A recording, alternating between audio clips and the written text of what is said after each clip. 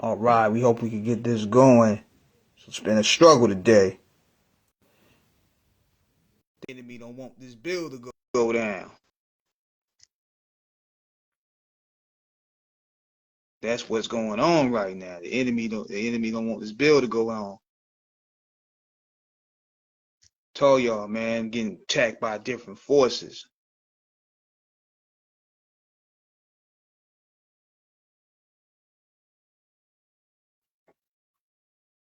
We're trying to get this thing on the road. Come on, man.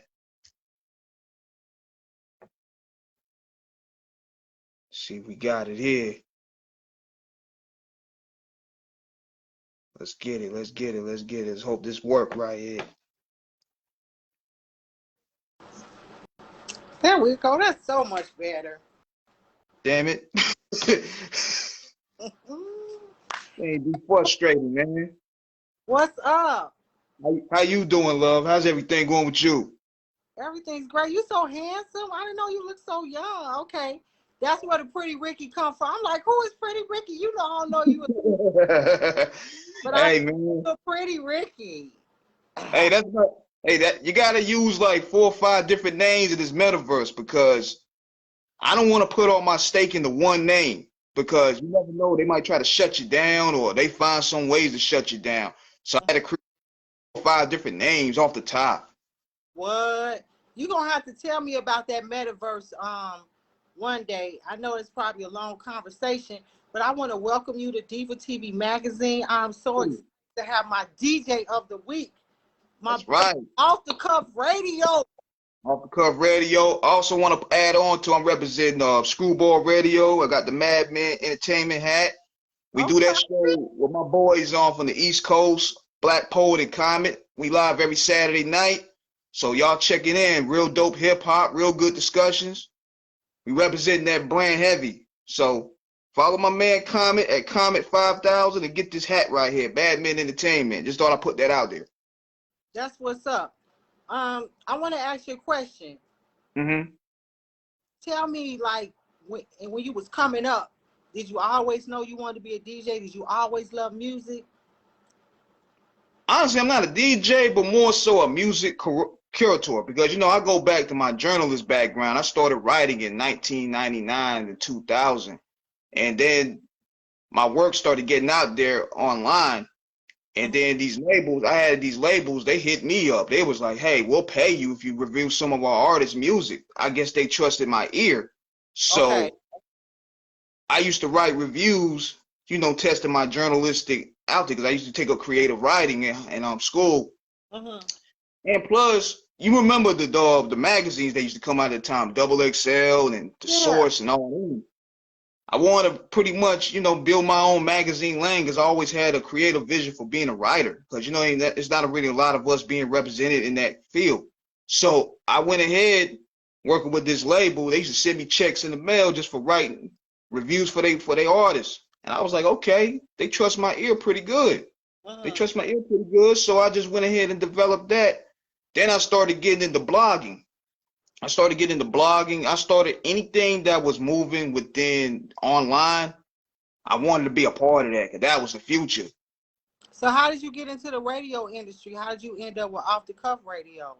Good question. I started that around 2014. And the story about that was I was bored one day and I was like, hold up, how can I get this thing going? Because, you know, my write-ups was doing pretty good. I was doing good numbers off that. But then I started seeing Facebook. I used to post a lot of stuff on Facebook, like current events, what's going on with Hollywood. Used to get crazy numbers. So I was like, okay, how can I go to the next level with this? How can I do radio? So I was like, okay, I'm going to try to do radio. I'm going to try to do talk radio. I ain't going to lie. It scared the daylights out of me. I was scared at first because, you know, I never done that before. I always done work behind the scenes, but talk radio is a different beast. You know what I'm saying? So I was like, I don't want to choke on the air. Right. So I was like, okay, let me go ahead and study this field. I went ahead and looked at how a lot of the greats have done it. Like, you know, Howard Stern and all these other people, how they created audiences. Howard Stern, listen to a lot of hip hop radio. I had to study this thing, you know. Then my mom, she gave me the encouragement. She like, nah, you better, you can't punk out now. You got to get out there. So the first interview we did was 2014 with my partner, Illa the Sandman. That went pretty well. Everybody loved the interview, so that gave me enough confidence to take it further. So the first year, I just started interviewing underground people, like underground acts and people that wanted to get their voice heard, because that was the vision of the show. Then the following year, we started interviewing legends.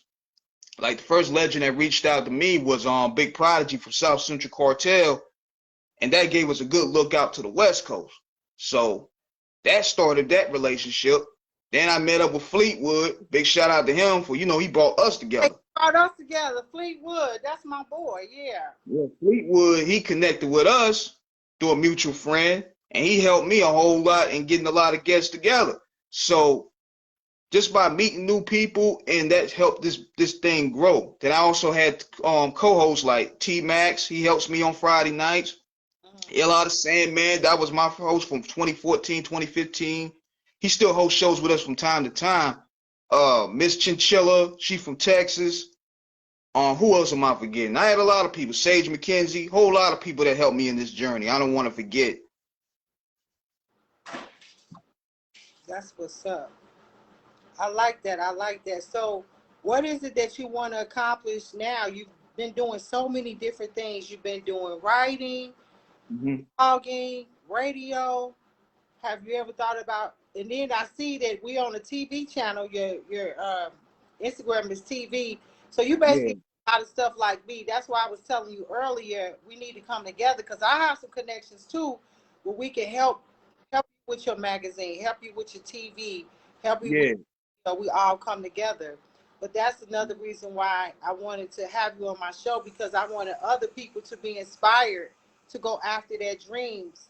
Absolutely. People are afraid because they don't know where to go or where to start. But if you just keep believing and you keep going and you keep trying, every little step will get you closer. You might not get there at first, but if you take little bitty steps and you meet the right people, and absolutely, and then you build strong, lasting business relationships.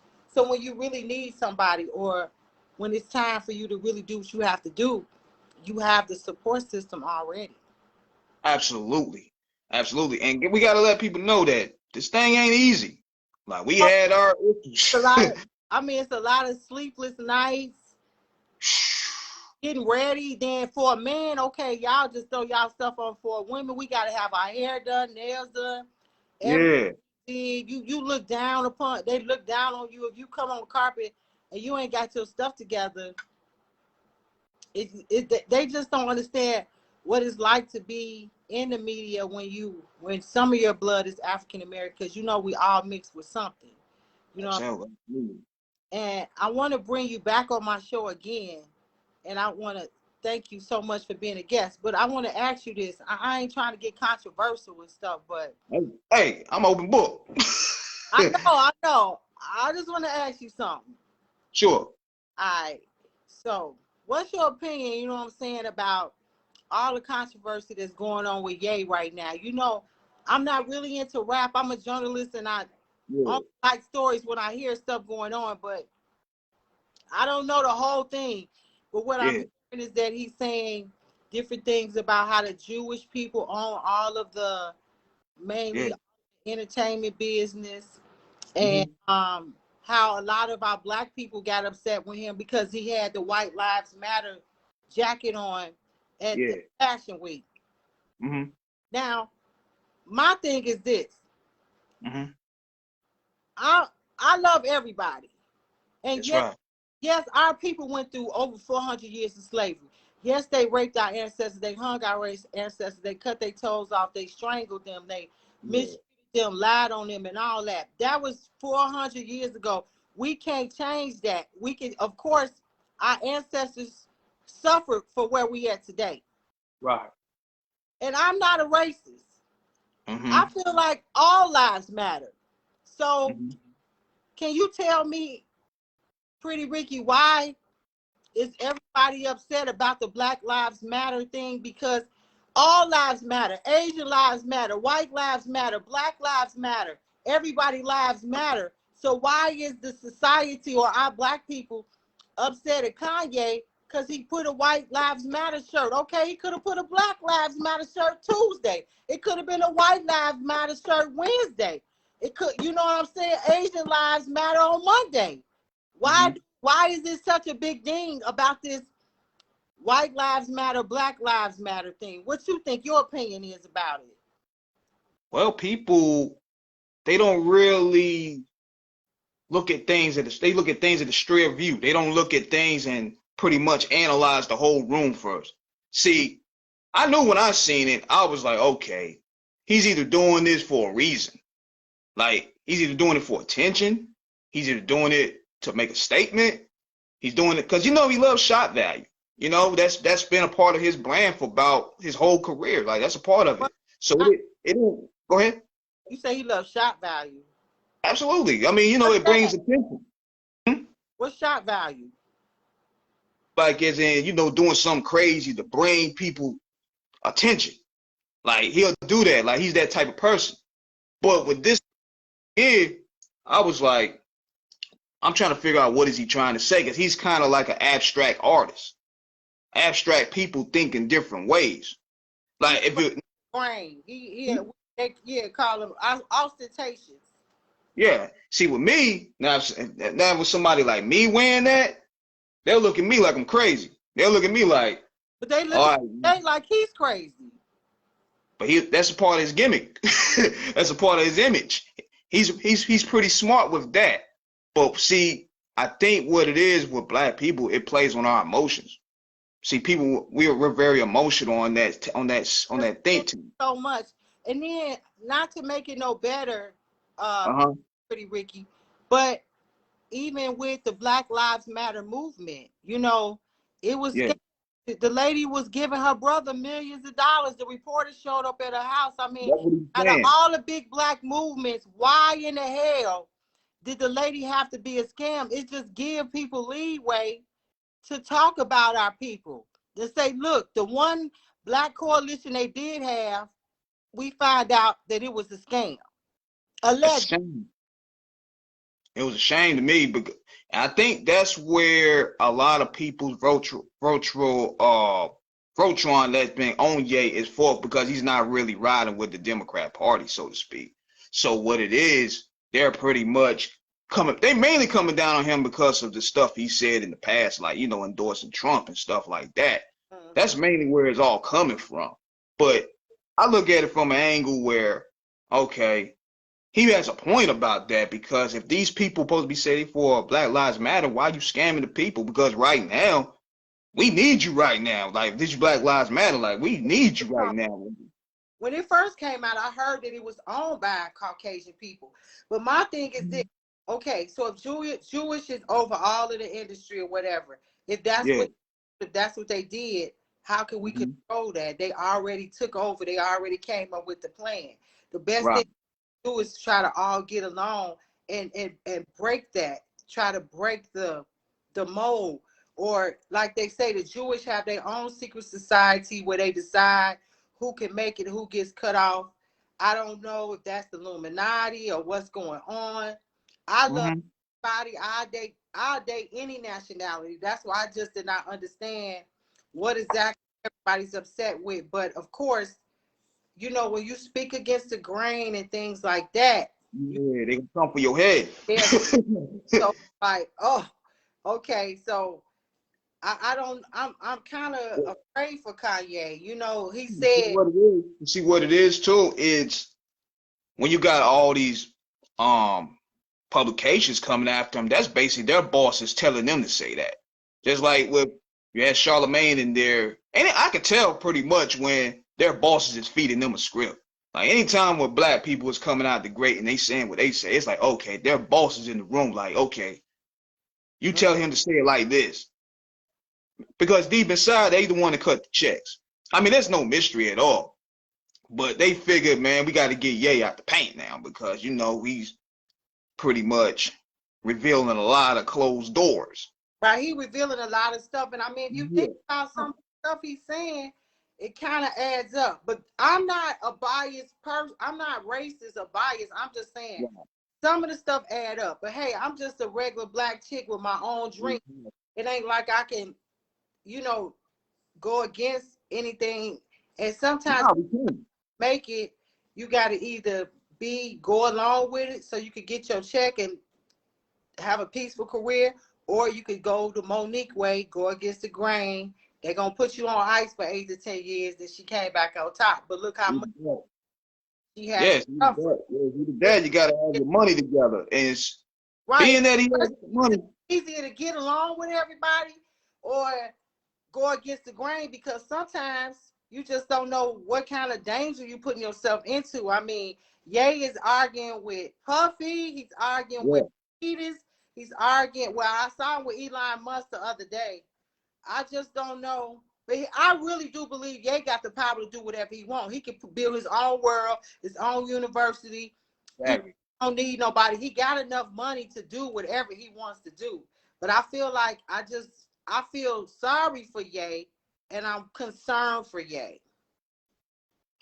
Well, he pretty much said it on the song New Slaves. That's the route he gonna take. Like, one thing I gotta give him credit for, he's fighting this battle. He ain't bend the knee at all, because we seen a lot of these so-called tough guys, they bend the knee quick when that bag get taken away. You know what I'm saying? So he's standing on his square. I mean, man, salute to you, man. Like, a lot of people say that he's fighting Illuminati right before our very eyes. I mean, he kind of is in a way, because he's calling out the people that's behind the curtain. Like, I'm gonna give you a good example. This is how really they run this. That's what got my page in trouble, because I posted something about who runs this, like, you know, the bankers and who runs these forms of entertainment.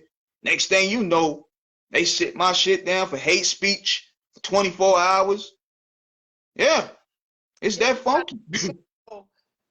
I mean, I didn't even say anything. I was just saying this. I was just saying this on the post. I said this. I said, you ain't gonna be able to win this war because they control all media. So I put that. 24 hours later, they shut it down. Talking about hate speech. It probably wasn't you per se. They probably shut down anything with Ye. Everything Ye doing on social media is shut down. So when you put his name in that tag, you already, you know what I'm saying? They snatching down left and right. Exactly. And on top of that, I even said he wasn't gonna win the war. I said he's gonna take the L, and they still touched it down. So I said, damn. I just did that as an experiment, you know what I'm saying? Because I want to see how far this thing go. I'm like, look, if they want to take the page, I'll build another one. You know, I'll build another one. This thing don't stop. We work so hard for our pages.